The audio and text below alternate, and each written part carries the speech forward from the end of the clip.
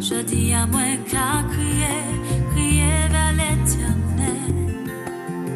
Pas je dis moi dans la peine, moi pas ni force forcée. Et tout qui me qu'est, moi pense, moi pas arriver. Allez, je dis à moi qu'à mon Dieu, anti-faveur pour Dieu. Moi qu'à mon Dieu, grâce. Grâce éternelle. Pour une grâce, eh bien, c'est une grâce que l'Éternel nous permette d'être là aujourd'hui ce matin pour déjà vous saluer et puis vous apporter donc la parole de Dieu. Eh bien, ce matin, eh bien, je voudrais aussi saluer toute personne qui se trouve en métropole. Je veux saluer particulièrement mes enfants en métropole. Et puis à Clermont-Ferrand, je veux saluer aussi le pasteur Gérard Limier. Bien, alors, pour la salutation, nous descendons donc, je disais, pour toute la métropole, donc toutes les personnes qui portent la bannière de Christ, eh bien, je vous salue et sachez que Dieu vous donne encore la force pour conduire ce combat. C'est un combat très difficile. Bon, côté Guadeloupe, Guada, je salue le pasteur Bernier, pasteur Rodrigue, et je pense en même temps à la prophétesse donc Pierre Israël. Du côté de Sainte-Lucie, l'apôtre Lesta Tiem, Plisfos. Et nous revenons donc au Bercail, donc du côté de Basse-Pointe, en Martinique. Je veux saluer donc le pasteur Surbon, pasteur Sinovassin. Combat difficile, mais nous continuons avec cette persévérance que Dieu nous donne. Donc, soyez bénis. Et puis, dans la foulée, ben, je veux bénir BDK qui est brigade des kiosques. Donc, je veux les bénir la chorale du temps du réveil, et particulièrement notre berger, donc le pasteur Alain Villan, l'homme qui ne se décourage jamais. Bien, je veux continuer à saluer et à bénir la régie avec Grégory, que Dieu lui fasse encore du bien et conduise ses mains, parce que sans la technique, sans la régie, eh bien, il n'y a pas d'émission. Mais que Dieu puisse lui faire du bien. Et nous pensons aussi au directeur de Zouk TV, M. Mano Granier. Allez, soyez bénis, vous tous donc qui formez justement cette force. Bien, alors ce matin, je ne suis pas seul. Je suis avec des jeunes princesses de l'Éternel qui vont donc se présenter. Je me présente, je m'appelle Kinadi, j'ai 12 ans et je salue ma mamie côté maman et ma sœur qui est en métropole et tous mes proches. Je me présente, Jayada, j'ai 15 ans. Je veux saluer ma famille, ma maman et quelques professeurs dans mon collège. Amen, amen, amen. Donc, nous revenons donc sur ce plateau, enfin, après la présentation. Je voudrais vous rappeler deux choses. La première, c'est les dates à retenir. C'est ce matin, je vous ai parlé de BDK, mais il y a la sœur Carole qui se trouve sur le boulevard Général de Gaulle à la rencontre des démunis. Donc, ce matin, vous pouvez la rejoindre. Si vous regardez cette émission, eh bien, après cette émission, pressez-vous pour vous rendre sur le boulevard Général de Gaulle. Il y a aussi les BDK donc, qui vont faire fusion pour pouvoir accepter, enfin, de discuter avec les gens, les démunis, pas seulement discuter avec eux, mais aussi les réconforter. Amen. Bien, une date par contre à retenir. Alors la date c'est du 5 au 12 mars, il y a un grand séminaire sur la famille et ça se trouve donc sur le bateau Costa. Hein? Donc, retenez ça bien, un grand séminaire sur la famille.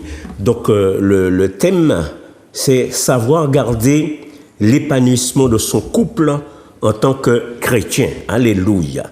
Donc, vous allez voir, donc, il y a toutes ces personnes que vous allez rencontrer, Alain Villan, pasteur, il y a toutes ces personnes, donc, regardez bien ce flyer et accourez-vous, donc, pour prendre un ticket pour vous rendre dans ce séminaire.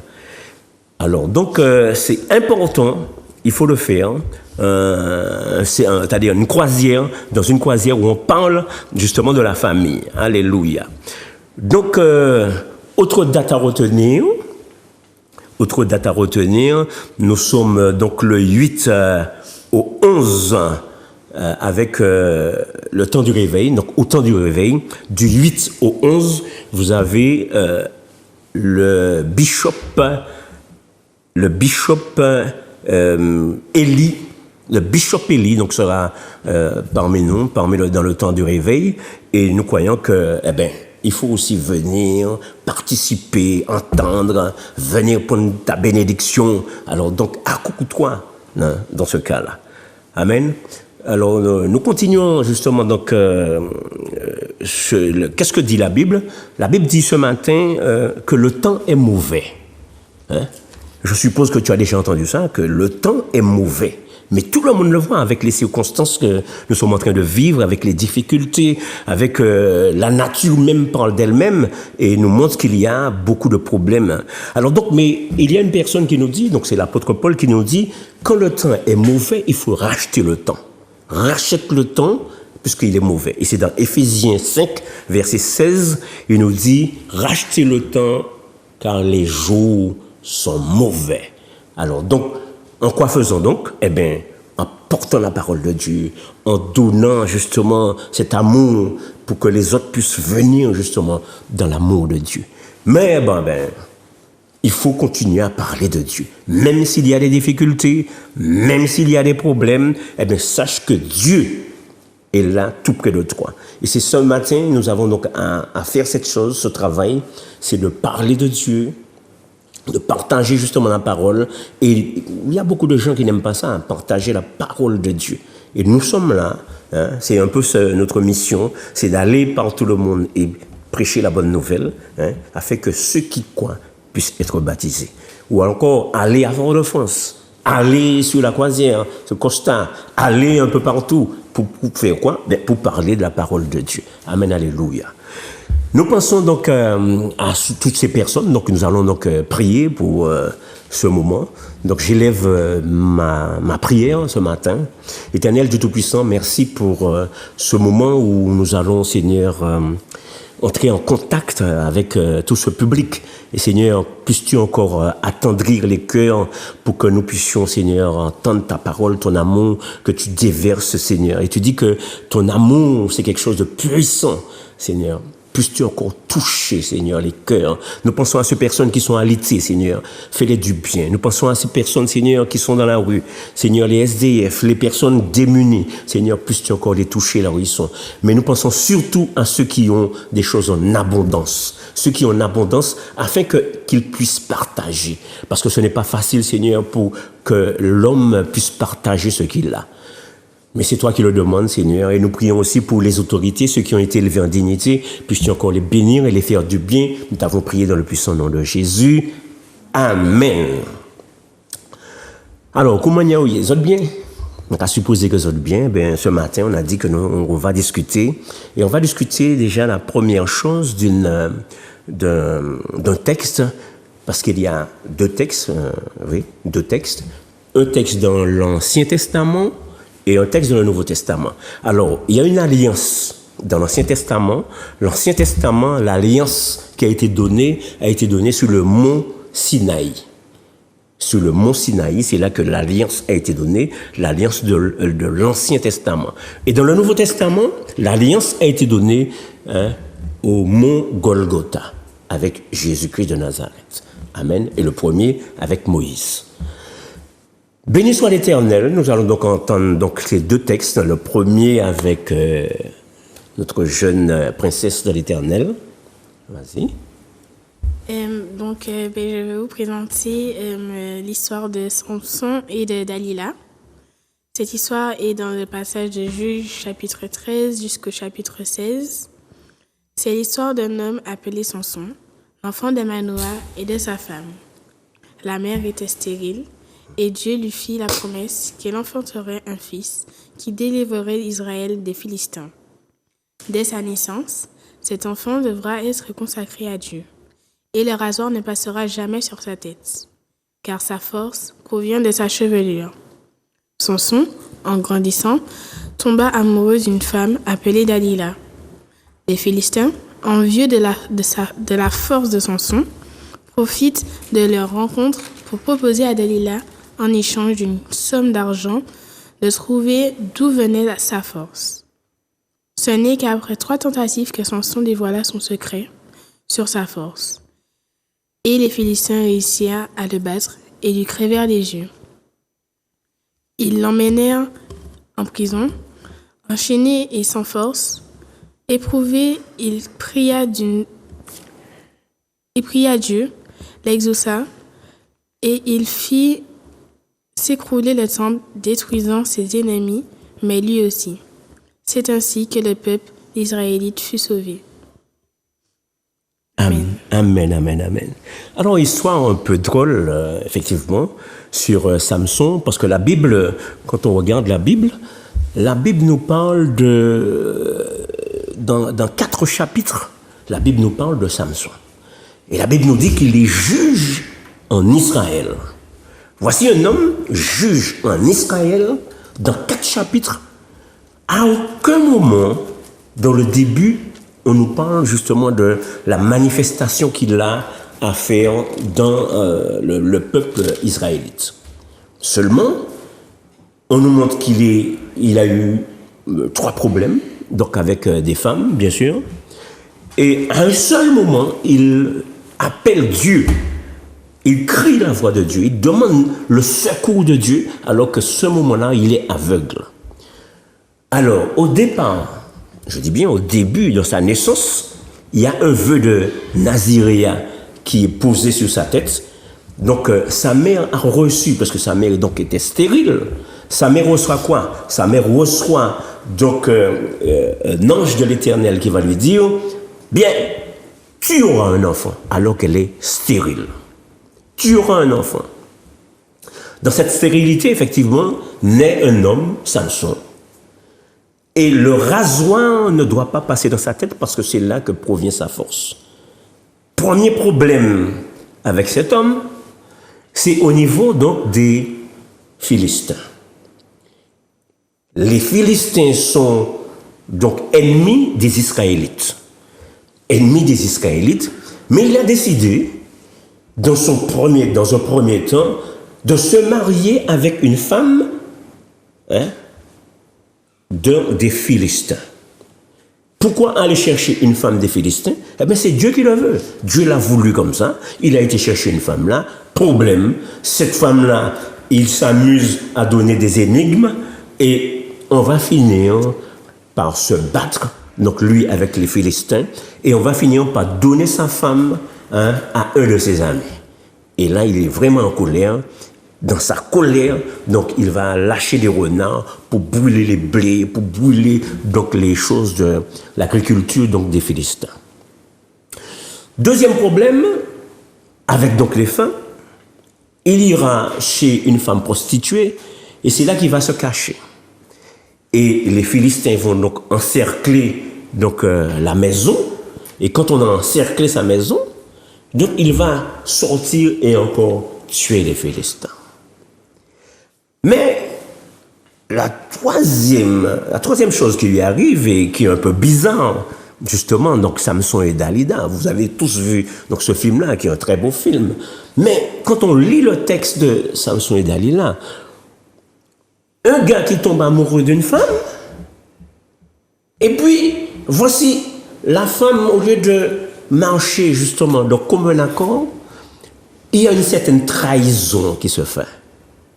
Une trahison, pourquoi? Parce que, la femme a tout pris à cause de l'argent qu'on va lui proposer, que les Philistins vont lui proposer. Il va dire, mais on veut savoir d'où vient cette force-là pour qu'on puisse le dompter.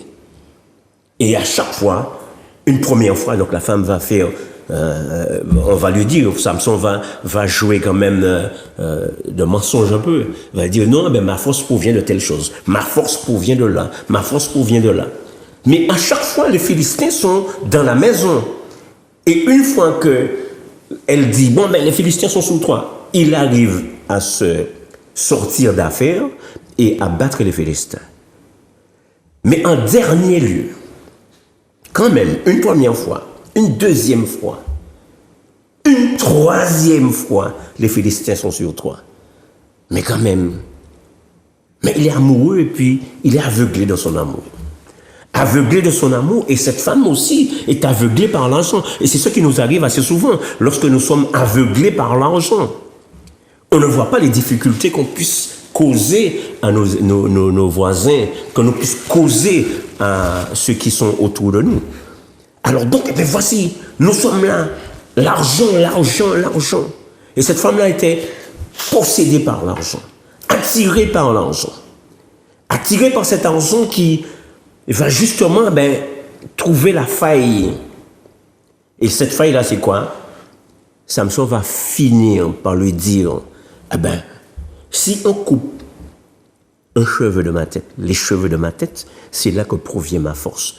Et dans le vœu de Nézaria, c'était là que depuis son enfance, que Dieu avait dit, donc l'ange de Dieu avait dit à sa maman qu'il ne doit pas donc boire de vin, de liqueur forte et de vin, qu'il ne doit pas non plus couper ses cheveux. Quand il a dévoilé, donc il a cassé ce lien qu'il avait. En cassant le lien qu'il a, c'est terminé. Il a perdu toutes ses forces, et nous voici avec les Philistins qui tombent sur lui, et on va finalement le tenir, l'attacher, l'emmener en prison. Un gars qui était super fort. On va crever ses yeux, il sera aveugle, et en prison, le voici qui va donc battre des mortiers dans la prison. C'est lui maintenant, il est prisonnier. Mais il y a quelque chose dans la vie, c'est que quand Dieu a un projet pour toi, quand Dieu a ce projet pour toi, tu avanceras quand même, malgré les difficultés.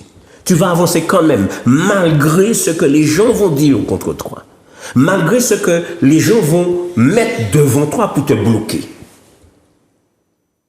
Dieu veut que ça se passe comme ça, mais sache que tu avanceras quand même selon la volonté de Dieu. Il a dit qu'il ne va pas te donner des choses au plus haut que toi-même. Il ne va pas te tenter au-delà. Alors donc Samson, qu'est-ce qu'il va faire? Entre-temps, ses cheveux ont poussé. Et on l'emmène pour amuser la galerie. On l'emmène pour c'est vrai, les gens sont là, réunis ensemble. Et il va demander à un jeune homme, est-ce que je peux m'appuyer sur les colonnes qui tiennent le bâtiment? Et il se dit en lui-même, si je peux simplement tenir les deux colonnes, c'est déjà bon. Et ensuite, il va invoquer le nom du Dieu Tout-Puissant. Et là, l'Éternel entend. L'Éternel entend, et quand l'Éternel entend, l'Éternel répond. L'Éternel lui donne toute la force nécessaire. Pour faire quoi? Pour tuer tout le monde. Il a dit, c'est pas grave, moi je vais périr, mais je sais que tous les ennemis des Israélites vont descendre aussi avec moi. Nous allons lire un texte qui se trouve dans Juges, c'est Juges 16, versets 28 à 30. Vas-y. Alors, Samson invoqua l'Éternel et dit, « Seigneur éternel, souviens-toi de moi, je te prie. Ô Dieu, donne-moi la force, seulement cette fois. Et que d'un seul coup, je tire vengeance des Philistins pour mes deux yeux. » Et Samson embrassa les deux colonnes du milieu sur lesquelles reposait la maison. Et il s'appuya contre elle. L'une était à sa droite et l'autre à sa gauche. Samson dit, « Que je meure avec les Philistins. » Et se pencha fortement, et la maison tomba sur les princes et sur tout le peuple qui y est. ceux qu'il fit périr à sa mort furent plus nombreux que ceux qui l'avaient tué pendant sa vie. Amen, amen, amen, amen. Étaient plus nombreux. Mais nous voyons donc que Samson a appelé l'Éternel. Donne-moi cette force. Et dans toute l'histoire de Samson, dans toute cette histoire, on n'a pas vu vraiment, ou alors peut-être qu'on fait semblant de ne pas voir, hein. Il ne s'est pas assis sur un trône, il ne s'est pas assis dans un fauteuil pour dire, bon, mais qu'il juge le peuple qu'il fait. Non. Mais simplement, son travail, son ministère, c'était d'éliminer les ennemis donc, des Israélites. Et c'est ce que chacun de nous avons. Nous avons un ministère quelquefois bien particulier. Le ministère que tu as, c'est peut-être pas le même que l'autre a. Hein? Et tu vois, il y a des gens qui... L'Éternel est comme ça, hein, donc c'est un gentleman. Il prend toujours des personnes les plus bizarres que possible. Tu vois, il y a des gens qui sont dans la rue et puis brusquement, ils parlent de Dieu. Ou encore une personne qui n'a pas fait d'études du tout. Et puis, brusquement, Dieu a mis quelque chose en lui pour permettre de parler et de pouvoir attirer le peuple vers lui. Toi, ce matin, ton ministère, c'est quoi? Tu te poses la question, quel est ton ministère? Ton ministère, ce n'est pas de regarder, ni d'écouter, mais ton ministère est d'aller pour dire ce que Dieu a fait pour toi. Peu importe la manière dont tu vas le dire, il faut aller dire ce que Dieu a fait pour toi. Et je sais que tu es capable de le faire. Quelquefois, tu dis, ah, ma pas capable, ma pas ça fait ça, ma pas ça retient les versets bibliques là. Non, mais si Dieu a mis pour que tu le fasses, t'inquiète, tu le feras malgré toi. Merci en tout cas sur ce premier texte, un très beau texte. Nous allons passer donc dans un deuxième texte qui se trouve dans le Nouveau Testament. Je vous ai dit que le Premier Testament, l'alliance se fait avec Moïse sur le mont donc, du Sinaï, hein, à Horeb. Et donc dans le Nouveau Testament, l'alliance se fait sur le mont Golgotha. Amen. Deuxième... Alors, l'histoire commença quand Jésus monta dans une barque qui traversa la mer et alla dans sa ville. Il croisa une femme atteinte du perte de sang. Depuis 12 ans, s'approcha par derrière et toucha le bord de son vêtement, car il disait en elle, même si je puis seulement toucher son vêtement, je serai guéri. Jésus se retourna et dit en la voyant, prends courage, ma fille, ta foi t'a guérie. Et cette femme fut guérie à l'heure même. Amen. Amen. Cette femme fut guérie à l'heure même. Nous allons retourner sur 2 minutes avant Non, on va continuer et puis on va revenir sur Samson parce que j'ai oublié de vous donner un verset sur Samson. Au fait, le vrai, il y a dans les évangiles, il y a 3 évangiles et on parle assez souvent de cette femme de perte de sang. Mais il y a une histoire dans la Bible qui se trouve dans Marc qui est un peu plus détaillée, Marc 5, qui est plus détaillée. Et cette histoire nous dit que voici Jésus qui arrive, qui vient de sortir dans le pays des Gadaréniens. Il vient de sortir de là et il traverse la ville. Quand il traverse la ville, il y a une foule énorme. Il y a beaucoup de monde. Et ces personnes-là sont collées sur Jésus, ils veulent entendre, ils veulent être guéris. Les gens sont précipités parce que la parole de Jésus attire tout le monde. Et ne voilà-t-il pas que Jésus, au milieu de la foule, dit aux autres, dit aux disciples, quelqu'un m'a touché. Comment une personne peut te toucher? Donc répondent les disciples. Alors qu'il y a plusieurs personnes, les gens sont les uns sur les autres. Non, je ne peux pas te toucher. On ne peut pas te toucher, mais on se touche tous. Il dit non. Il y a touché et touché. Quelqu'un m'a touché. Et la femme justement qui a fait cela. Montre à Jésus, oui, c'est moi. C'est moi qui t'ai touché. Et la femme sera guérie. Mais la Bible nous dit quelque chose avant. La Bible nous dit que cette femme avait dépensé tout son argent. Pourquoi? Parce qu'elle avait une perte de sang. Elle a dépensé tout son argent, que ce soit dans les gadgets affaires, que ce soit avec les médecins, que ce soit... Elle a dépensé tout et elle n'a plus de solution. Elle a vu toutes les guérisseurs du monde et il n'y avait pas de solution. Et je vais vous montrer justement comment c'est difficile de pouvoir... On va lire Lévitique 19, verset 23. On va voir comment c'est tellement difficile pour que lorsqu'une femme déjà a sa menstruation, il fallait donc dans l'impureté rester un nombre de jours. Et ce nombre de jours-là, on voit que la souffrance de cette femme, parce qu'il n'y a pas seulement son impureté pour sa menstruation, mais c'est depuis un nombre de temps que ça dure. Donc tu vas lire. C'est quel passage? Oui, alors donc nous sommes dans Lévitique 15, verset 19 à 23. Lévitique 15. La femme qui aura un flux de sang en sa chair restera 7 jours dans son impureté. Quiconque la toucha sera impur jusqu'au soir.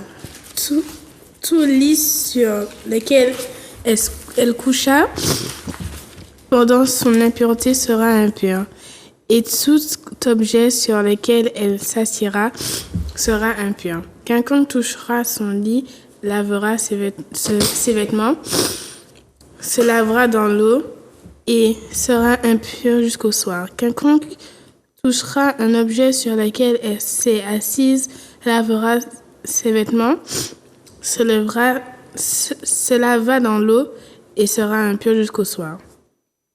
S'il y a quelque chose sur le lit ou sur l'objet sur lequel elle s'est assise, celui qui la touchera sera impur jusqu'au soir.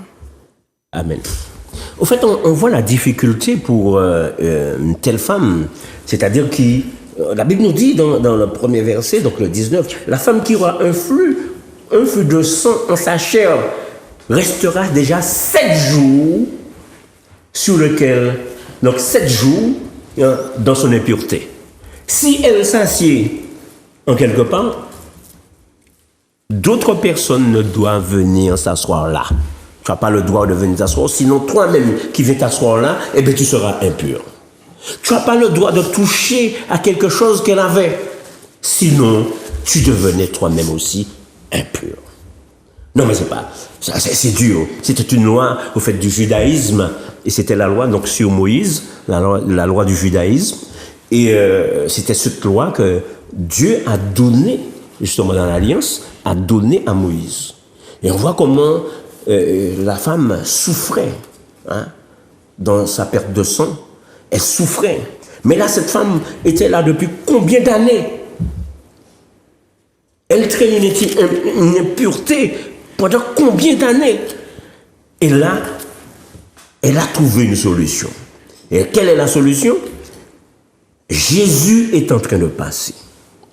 Et quand Jésus est en train de passer, eh bien, tu as intérêt à faire vite pour attraper ta bénédiction. Tu as intérêt à faire vite pour essayer de regarder si tu peux sortir de l'endroit où tu es. La difficulté qui te retient là, qui te bloque là, sors dedans et va vers Jésus. Nous avons tendance toujours à, lorsque ça ne va pas, lorsque ça va bien, déjà, lorsque ça va bien, eh bien, on ne s'occupe pas de Jésus, on ne s'occupe pas du monde, on vit, on prend son pied, enfin, la vie belle. Et puis, lorsque il y a des difficultés, eh bien, à ce moment-là, on commence par réfléchir pendant quelque temps, plus sérieusement. Et on commence à se dire, mais comment vais-je sortir? Mais comme tu n'as peut-être pas de relation avec Dieu, tu vas dire, ben, mais quand même, je fais un essai, quand même. Eh bien oui, fais un essai. Et cet essai-là que tu vas faire, eh bien, va te permettre de voir que Dieu est vrai. Il existe. Il est là. Il est là pour moi, mais il est là aussi pour toi. Il est là pour nous. Et qu'à ce moment-là, ce Dieu-là, tu dis, bon, ben, est-ce que tu peux me faire ça? Il est d'accord. Il accepte. Mais toi-même, est-ce que tu veux déjà faire le premier pas? Comme cette femme. Elle avait dépensé tout son argent. Elle a vu toutes les personnes qui auraient pu lui donner une guérison. Et ça me fait penser à une histoire où plusieurs aveugles, ils étaient 10. 10 aveugles viennent vers Jésus. Et lorsqu'ils viennent vers Jésus, Jésus les guérit. Jésus leur donne à retrouver la vue. Mais il y a une seule personne, un seul des aveugles retourne pour remercier Jésus. Et les 9 autres. Et Jésus dit à ce moment-là dans la Bible, il dit que celui-là, celui qui est retourné pour remercier, parce que le remerciement c'est quelque chose de très important, celui qui est retourné pour remercier, la Bible nous dit qu'il est complètement guéri. Complètement guéri. Et lorsque tu es complètement guéri, tu sais qu'il y a une personne qui t'a donné cette guérison.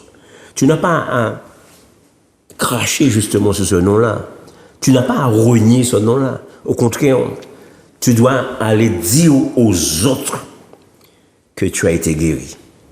Tu dois dire aux autres que tu es guéri. Pendant que j'y pense, parce que nous parlons de guérison, je voudrais saluer particulièrement comment elle s'appelle, Kélia. Kélia, elle est justement sur la Guadeloupe. Ça, c'est de vous à moi. Hein. Nous sommes en famille, donc je te dis tout ce qu'il y a, nous sommes en famille. Donc Kélia, elle est en Guadeloupe, elle a accompagné mamie pour une intervention chirurgicale. Donc Dieu puisse mettre sa main sur tous les médecins qui s'occuperont donc de mamie. Mamie, donc bon établissement. Alors donc Kélia, donc elle est sur la Guadeloupe. En tout cas, que Dieu vous touche là où vous êtes. Revenons donc sur la guérison. Lorsqu'on a attrapé la guérison, donc ne pas cracher sur la personne qui te donne cette guérison. Et qui te donne cette guérison, ben c'est ce Dieu tout-puissant. Cette force, cet amour qui descend sur toi et tu es guéri. Cette femme est venue vers Jésus et elle touche le pan de la robe de Jésus. Si seulement je pouvais toucher le pan de sa robe. Si seulement.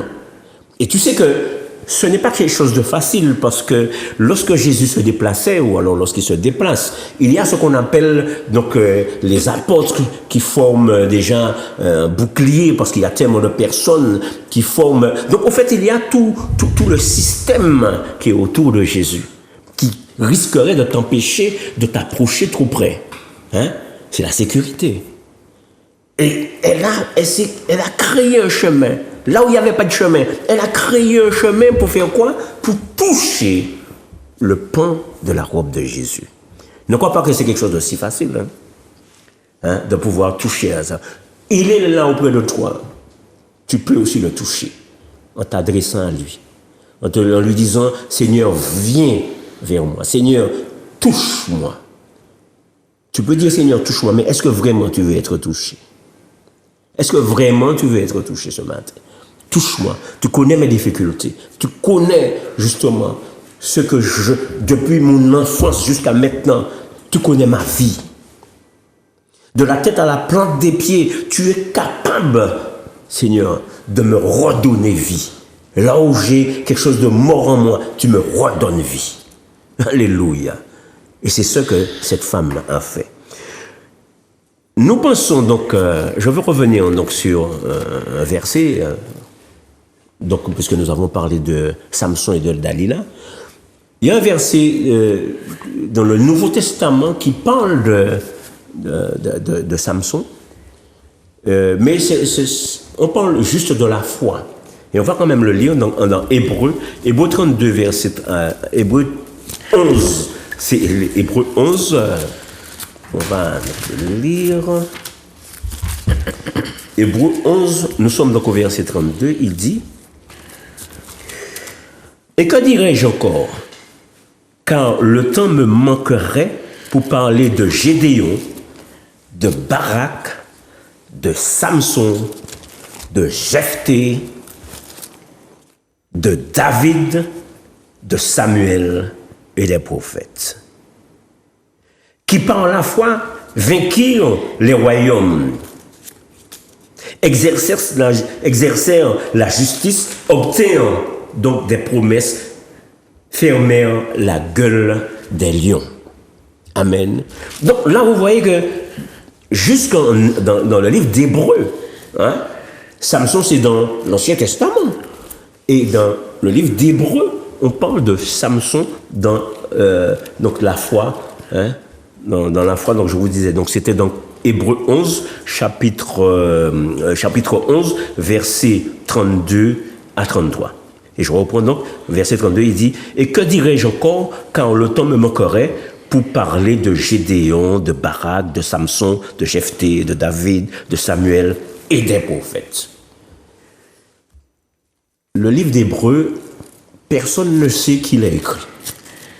Beaucoup de gens pensent que c'est l'apôtre Paul. On pense que c'est l'apôtre Paul qui l'a écrit.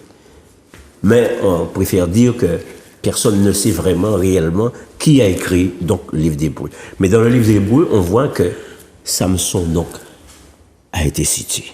C'est pour te dire que en mettant ta foi dans les deux histoires que vous avez entendues, en mettant ta foi dans l'histoire avec notre sœur pour Samson, en mettant ta foi avec l'autre sœur qui parle de la femme à la perte de sang,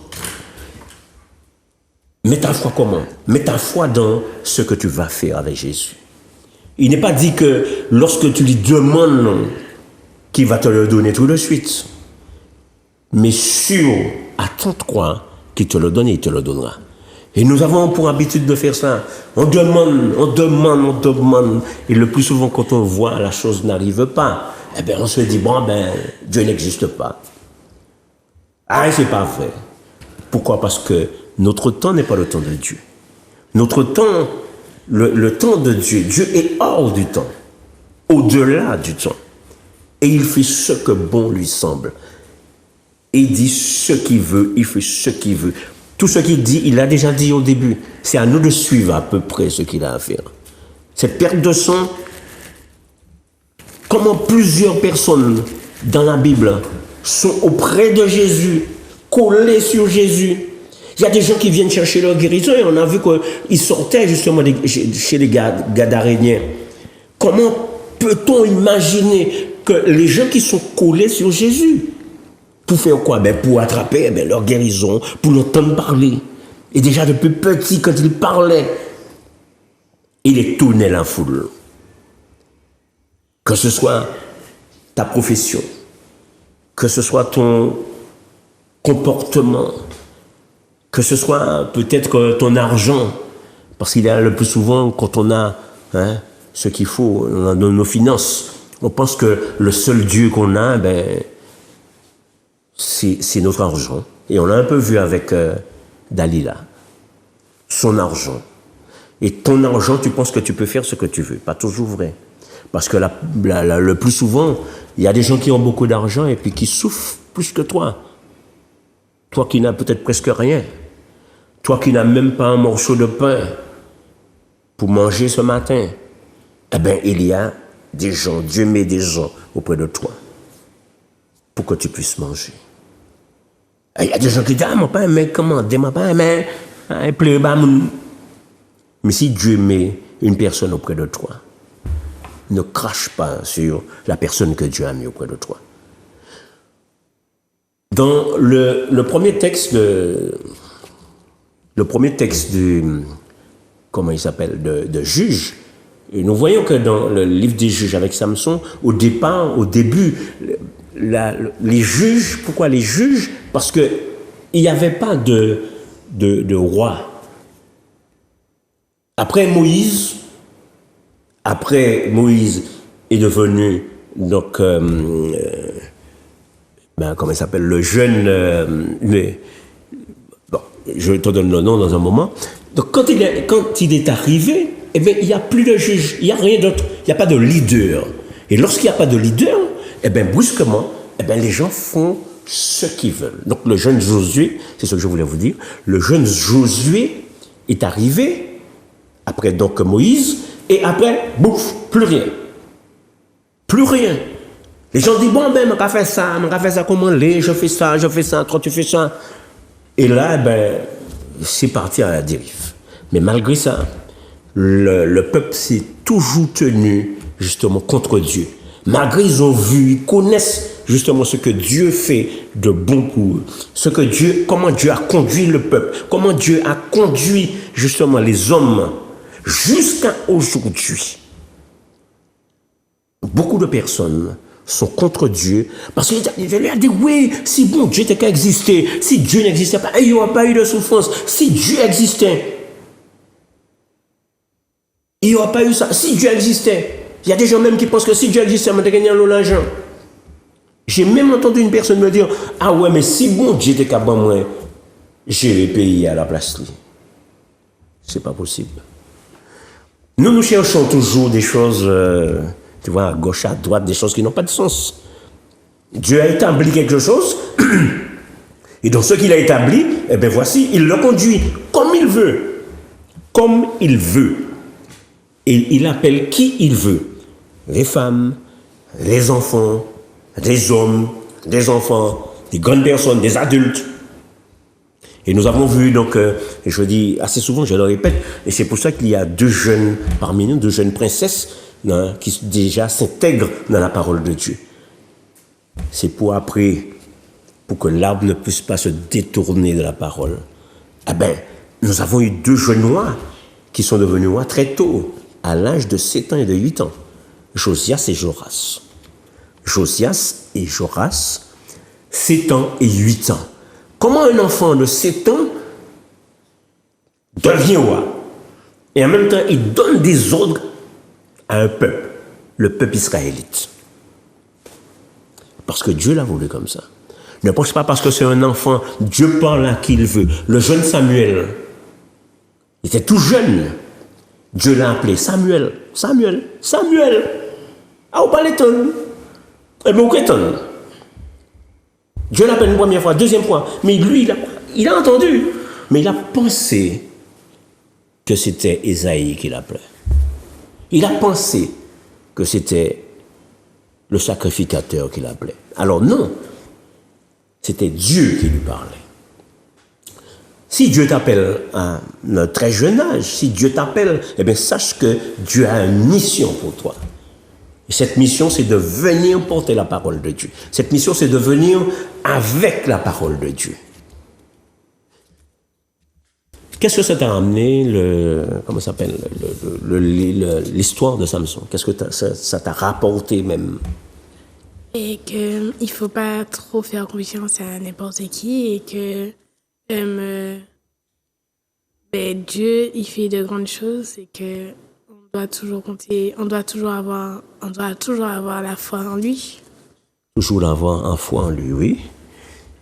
Amen, amen. Et toi, dans l'histoire de la femme à la perte de sang, ça m'a rapporté que quand on est mal et tout, il faut se confier à Dieu. Si on a besoin de quelque chose, il faut se confier à Dieu, mais avec foi. Faut pas faire l'hypocrite derrière ça. Il faut toujours avoir confiance en son Dieu. Amen, amen. Depuis longtemps, tu as eu confiance, toi, en Dieu, ou ça a pris un peu de temps, non? Depuis longtemps, ouais. Et ça, c'est grâce à, quand même, tes parents. Amen, amen, amen. Tes parents sont des servantes, c'est une servante, ta maman, c'est une servante même de l'Éternel. Pareil que tu joues au tambour aussi. Tu fais quoi? Tu es dans quel groupe? Et des gars. Ah, BDK. Donc, vous voyez, nous avons avec nous un membre de BDK, donc une jeune qui joue au tambour. Et toi, tu es venu vers le Seigneur à partir de ta maman? Elle a fait quoi? Toi, tu as suivi? Oui. Tu as suivi. Bien, en tout cas, je vous invite, maman, parents, vous qui êtes entourés avec vos enfants, mais sachez que en emmenant les enfants justement soit au temple, soit dans les cours bibliques ou encore dans les endroits où on parle de Dieu, sache que l'enfant sera attiré pour venir vers Dieu. L'enfant sera attiré. Je veux revenir sur deux choses. Donc, n'oubliez pas que le 8, donc nous aurons donc Bishop Eli, donc au temps du réveil. Donc, venez prendre votre bénédiction avec Bishop Eli, d'accord? Et Bishop Eli. Et je veux aussi vous rappeler donc le grand séminaire qui aura lieu donc sur Costa. Ce grand séminaire donc sur la famille.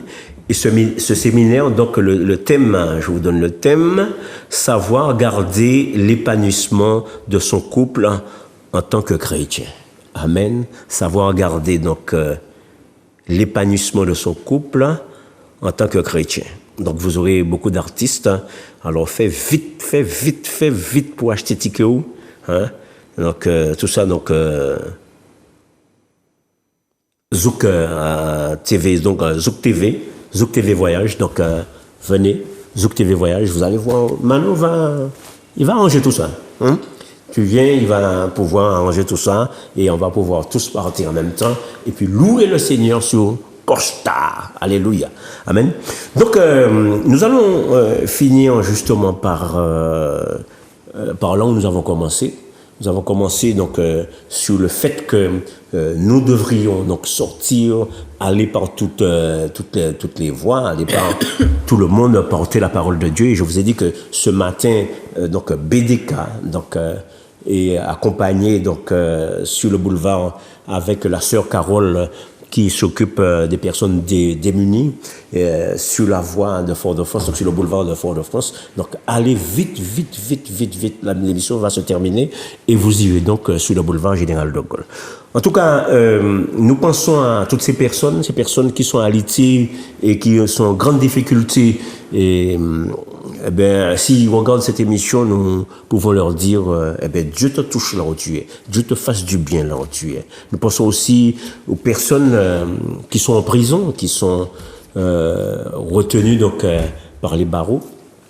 Peu importe les difficultés, ce n'est pas moi de juger. Il y a un seul Dieu, c'est lui qui permet justement que tu sois là. Et il y a une raison qui fait qu'il veut que tu sois là. Oui, il veut que tu sois là. Pourquoi? Parce que si tout était aussi facile, si tout ce que tu demandes à Dieu, la vie même n'aurait pas de sens. Tu demandes à Dieu quelquefois quelque chose et puis ça a pris beaucoup de temps. Et bien c'est beaucoup de temps là que ça a pris. C'est parce que derrière il y a une victoire. Tu es content, tu es heureux, tu te fais du bien. On va au téléphone, allô? Allô? Oui, allô? C'est le mot de la Guyane. Oui. Je vais vous interpréter. Alors d'abord, bonsoir à tout le monde sur le plateau. Oui, merci, bonjour. Alors je vais vous interpréter la puissance et la gloire. Amen. La puissance et la gloire, la sagesse des rois, mais l'onction m'a délivré. J'étais perdu, j'ai le pardon aveugle, mais j'ai